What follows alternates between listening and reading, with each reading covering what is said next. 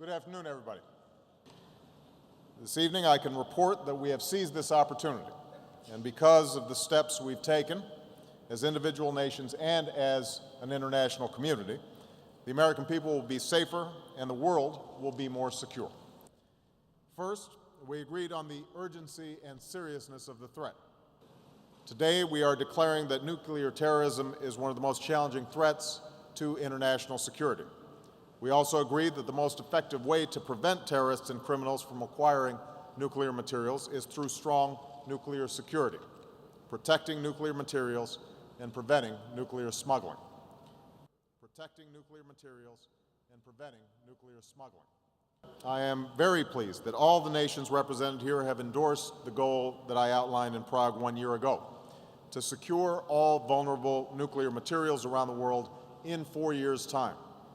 This is an ambitious goal, and we are under no illusions that it will be easy. But the urgency of the threat and the catastrophic consequences of even a single act of nuclear terrorism demand an effort that is at once bold and pragmatic. And this is a goal that can be achieved. And for the first time, preventing nuclear proliferation and nuclear terrorism is at the top of America's nuclear agenda.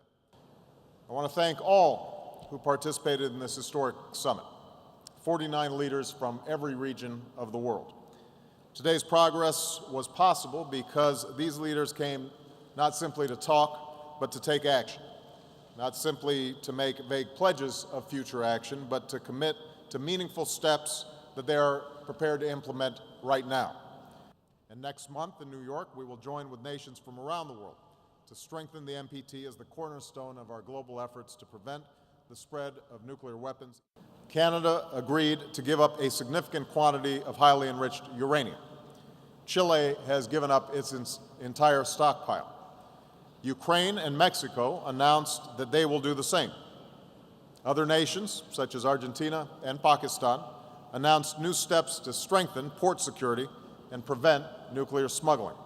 So all the commitments that we talked about, in a major and welcome development, Russia announced that it will close its last weapons-grade plutonium production reactor.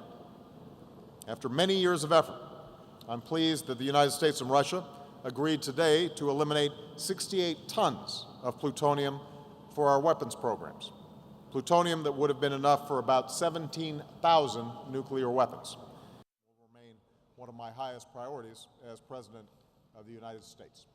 The Chinese have sent official representatives to negotiations in New York to begin the process of drafting a sanctions resolution.